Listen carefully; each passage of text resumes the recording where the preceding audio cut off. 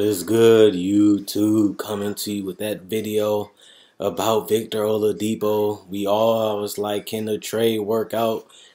The Indiana Pacers got robbed, and I was one of those people saying Sabonis and Victor Oladipo. You giving that away just to get Paul George to go to OKC? You have to get more than that. And honestly, I'm not going to say that I was wrong because it's only the first 6 games. And the Indiana Pacers is still not in the playoffs anyway, considering that they off to a solid start for a bad team. And by that, we'll see by January, February, if the Indiana Pacers going to be in the hunt for the playoffs. Obviously, the East is weaker, like we all know, but the teams are tougher because there's more talent. There's a lot more players doing a one-and-done coming from the draft. Coming into the draft. Then you got all the overseas players. Then you got all the players in the D-League. So it's a lot of places to find talent in the NBA right now. And I like Sabonis. He's playing hard. He's working his ass off. He's out there grabbing rebounds, averaging 9.8 rebounds a game. And I didn't really see that because you couldn't really see him do that in OKC because he was always on the perimeter. He was basically there to shoot threes. And that's it. Play switching defense and shoot a couple spot-up trees. And Victor Oladipo was basically non-existent. Russell Westbrook took every goddamn shot. Victor Oladipo gets some isolation, some spot-up threes, and he'll create off the dribble every once in a while. You're seeing more of what Victor Oladipo can do back in Orlando. They let him play point guard sometimes, and they let him hold the ball and dribble and create plays for other people. Victor Oladipo is a guy that you have to have him in the offense for him to be a factor.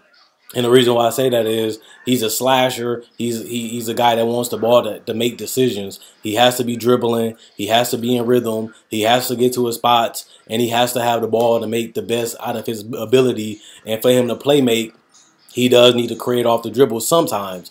Now, Victor can knock down spot-up threes.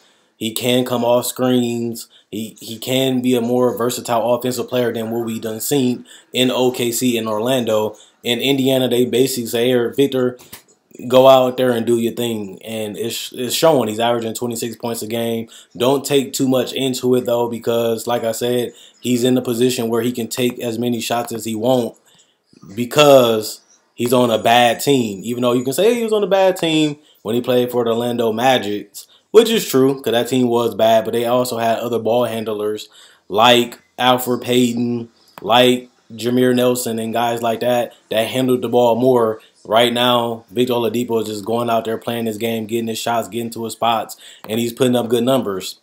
And he's shooting 50% from the field, which is difficult when everybody know you're the best player on the team or one of the best players on the team because they game plan. They have strategies of you. They scout you every game because you're a guy that they have to stop for them to get a good chance of winning. He's still shooting 50%. That might come down some. It will come down some as the season go on. He's shooting 44% from the three-point line. That will continue to drop. I'm not saying he's not a good shooter. I'm not saying he's not a great shooter. But the more you take, it takes a toll on you through 82 games. You're going to have good and bad games in there. So the average will balance out as the season goes on. He's going to shoot around 80% from the free throw line. I can see that staying. The rebound's going to be there. The assists might go up to me because they're going to ask him to do more. And more guys is going to hit. The more they get chemistry, the more they get used to each other.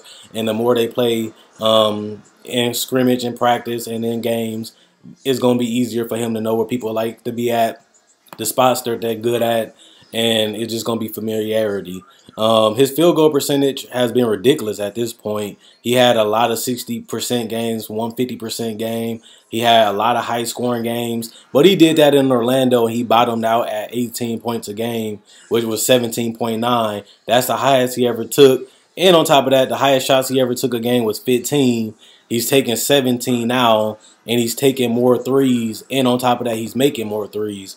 And like I said, I want to talk about Sabonis. He's being utilized more than in OKC. They just basically watch Russell Westbrook do anything he wanted, and then they will react when it was their time. And when they got the ball, he will either shoot up a three or he would just basically hide in the corner and try to get a rebound every blue moon. They didn't really use him the right way in OKC. He couldn't really show his full abilities. He couldn't really show and showcase his talent. I told you guys that when Paul George got traded, that we don't really know what we're getting in Sabonis. He's a guy with potential, but we don't know what we're getting because he didn't do anything but sit in the corner when he was in OKC. Now you're starting to see that he can post up a little bit more. Now you can see his post moves. He needs more variety. He needs more. And he's not even taking threes really in Indiana. And this is the stat for his first 5 games. He started 4 of them. He's shooting 0.4 threes, which means he's not even sitting in the corner spotting up for threes. And he's averaging more rebounds. He averaging double the assists, and he damn near doubled his points. And I can continue to see this going on as the years go through because Sabonis is finally inside doing what he likes to do, getting those little hook shots, getting those little mid-range jumpers, banging in the paint, getting the tip-ins, getting fouled. He's not a great free throw shooter at this point, but he's young. And I think when they drafted him, they feel like when OKC drafted him, they feel like they had a gem. They feel like they had a player that can develop into something special. And I want to continue to see more out of Sabonis in general. But as of right now, it looked like the trade wasn't as lopsided as we thought. But as the teams continue to game plan, as players continue to play more games and the grind of the season goes on, we're going to see if Victor Oladipo can average 20 points for a whole season, which he hasn't been able to do throughout his whole career. Even as the second best player to me on that OKC team, he still didn't even come close to averaging 20 points. He ended up finishing with let me see. He ended up finishing with 15.9 points, and he took 14 shots a game. So he battled him out as an average 3-point shooter with 36%, which is well above average. You want to shoot 36 and above. And I like what I'm seeing from this team. They play with a lot of heart. They play with a lot of hustle. They play together. They pick each other up. They finding each other at the same time. But this is a young team that got a lot of fight in them. They got a lot of energy. They capitalize. If they get blocks, they make big shots. They like to let the crowd feed into them, and that make them more active. They start getting active hands, blocking shots, getting steals, getting out in transition. That's another thing that helped Oladipo because he's so athletic and so quick in the transition, and he can initiate early offense by attacking defenses, getting the rebounds, or pushing the pace on fast breaks, or when they miss, pushing it and trying to attack quicker. Kind of like Russell Westbrook, kind of like John Wall, and De'Aaron Fox is another guy. Derrick Rose is a guy that if you see a crack, he's going to try to explode to the rim, get a layup or a dunk, or get to the free throw line. So I can see Victor Oladipo averaging around 20, 21 at the highest. He still has to develop a little bit more. He's still young, but Victor Oladipo always has star potential, but he has never materialized as a star or even an all-star at that. But he might get a spot if they can have a hover around that playoff spot. If he average around 20 points like Kemba did. He averaged around 21, 22 points. As the season started going on after the All-Star break, he came back down to earth. His field goal percentage came down. And guess what ended up happening? He ended up not being on an All-NBA team. His team didn't even make the playoffs. So if Oladipo can get off to this hot start like he's doing now, he might garner some votes from the Eastern Conference coaches because he is causing problems. He is causing havoc. He out there playing his game. He has a lot of confidence right now. He has a lot of swagger to his game, and he's feeling himself. And he should because he's putting up the numbers, he's putting in the work, and he's starting to see the results. And we're going to see if he can continue to do it for the whole season. I'm not buying that stock. I don't really see Victor Oladipo as the guy. Miles Turner right behind him at 21 points a game. I am a fan of Miles Turner. I want him to play more inside. He takes a lot of perimeter shots. He can make them, but I want to see him bang a little bit more. I want to see him go back to that fadeaway that he had in college, that he had in summer league when he just posted up, hit you with the fadeaway cash, post you up, go up and under, post it up, hook it over you, get close to the basket, get some easy shots, fill the basket out, then start stretching out the defense when they start collapsing and double teaming you in the paint. Start stretching out the floor in the pick and roll. Get the pick and pop three. Get the pick and pop jumper. Drive to the basket every once in a while. He got to start mixing it up. Same with Oladipo. Once the defense start collapsing on him, once the defense start catering to him as the season go on, he's going to have to find a way to not hit that wall and be consistent and stay dominant. That's what separates from the good players to the great, to the all-stars, to the superstars. You have to continue to adapt. You have to continue to change, and you have to continue to study the footage so you can go out there and play your game but have your bread and butter intact.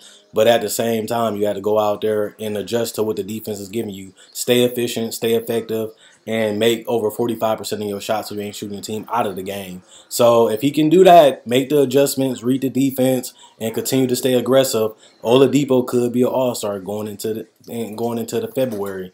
But his team is going to have to win, and he's going to have to continue to put up the numbers. Let me know what you guys think about Victor Oladipo. Is it fluky? Is it just because the defense is seeing how the coach is playing him? Is it because he's getting in the spots that he won't? Is it because they made a system where he can basically play his game while still being effective in other ways of utilizing his scoring abilities, which the coach has put him in good positions to do?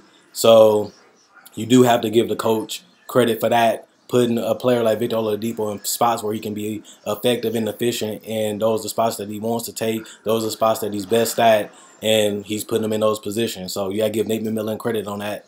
But at the end of the day, we'll see if he can do it for half the season or even to the end of the season. He always had the potential, but let's see can he bring it to fruition. Let me know what you guys think about Victor Oladipo in the comment section below. Let me know what you guys think about the trade so far, seeing Sabonis and Victor putting up NBA real numbers, and they playing real minutes, and they playing their game at the same time. They getting put in positions where they can succeed.